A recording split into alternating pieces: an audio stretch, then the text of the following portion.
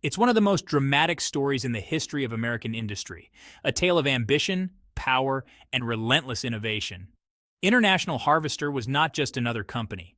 For much of the 20th century, it defined agriculture, powered construction, armed the military, and even helped shape the modern SUV.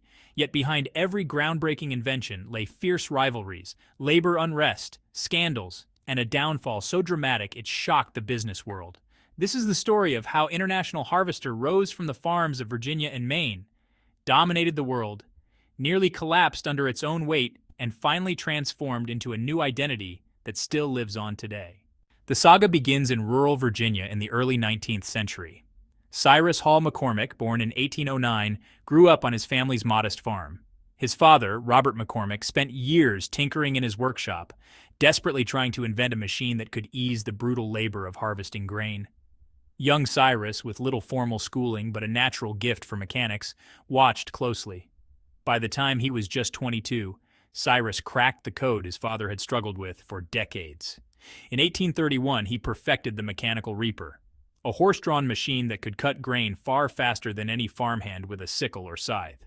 It was an invention that promised to revolutionize farming forever, but genius rarely finds easy acceptance. The reaper was met with skepticism from traditional farmers.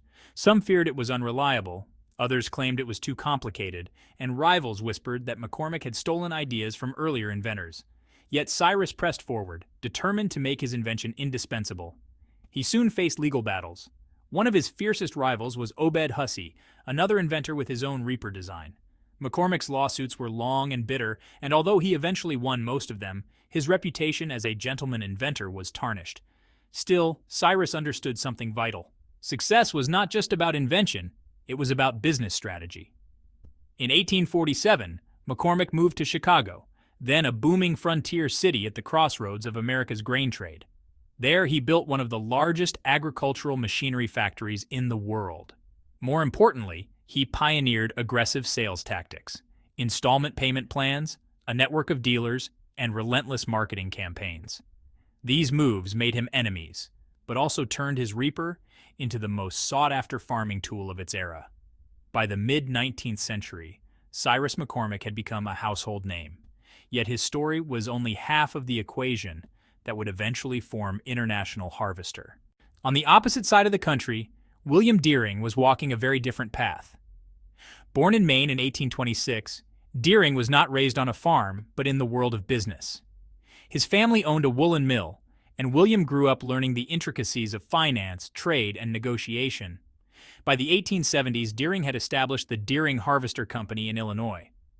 Unlike McCormick, who prided himself on invention, Deering focused on distribution, reliability, and customer service. Farmers saw Deering equipment as dependable, and his company quickly grew into McCormick's fiercest rival. The McCormick and Deering rivalry became legendary.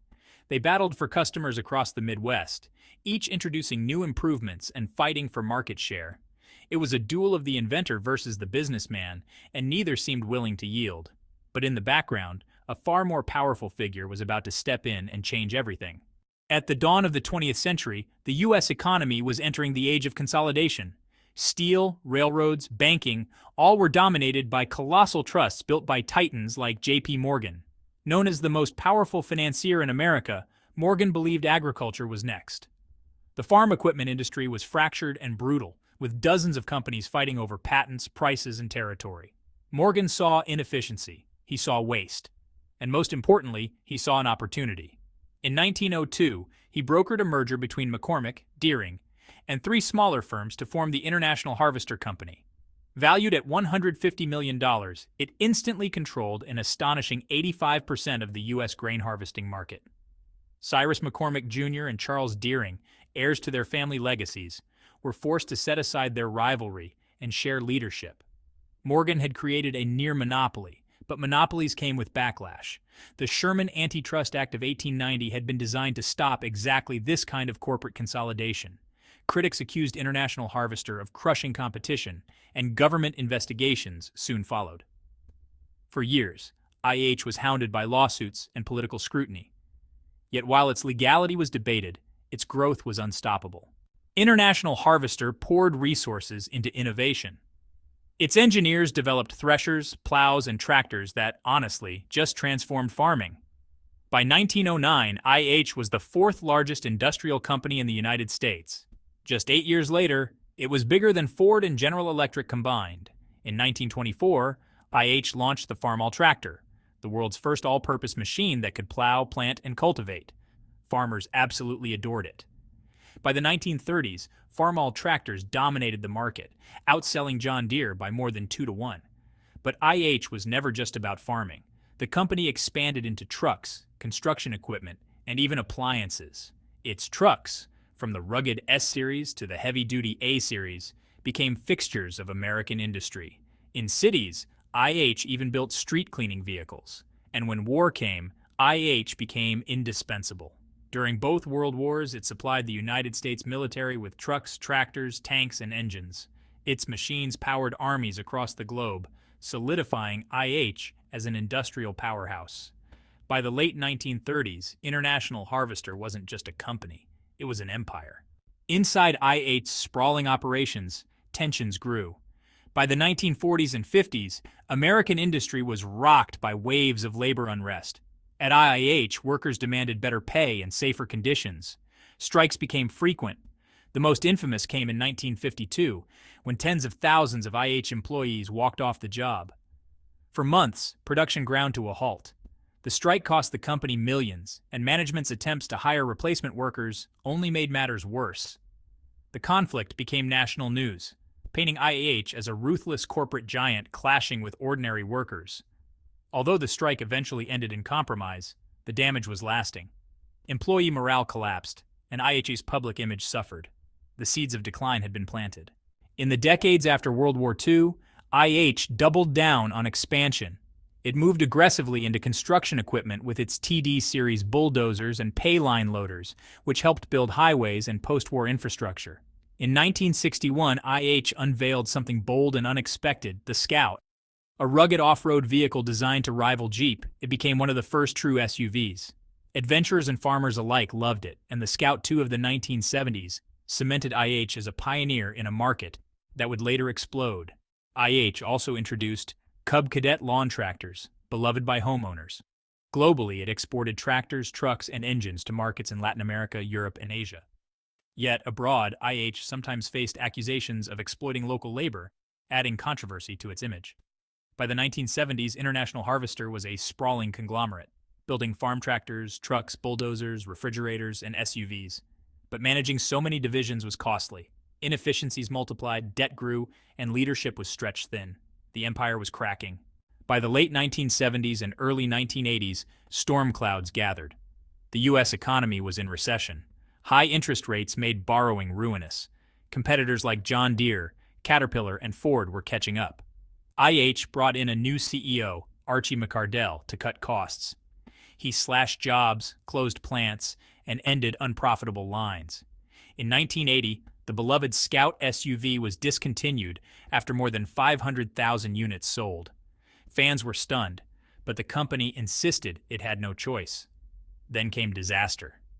In 1982, IH workers went on strike again. For nearly 6 months, factories sat idle. The company lost an estimated $600 million. Already drowning in debt, IH was pushed to the brink. By 1984, the unthinkable happened.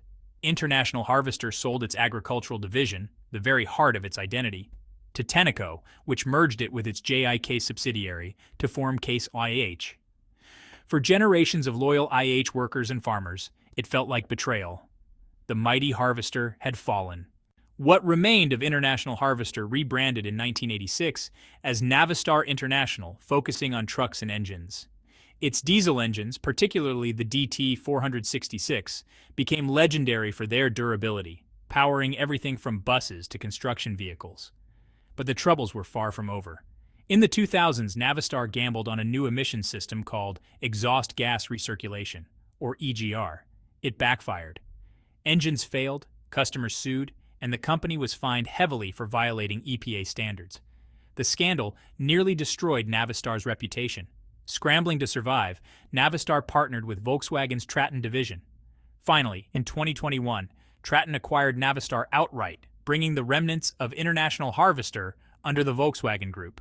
From its birth in a Virginia farm workshop to its global reach across agriculture, trucking, and defense, International Harvester shaped the modern world.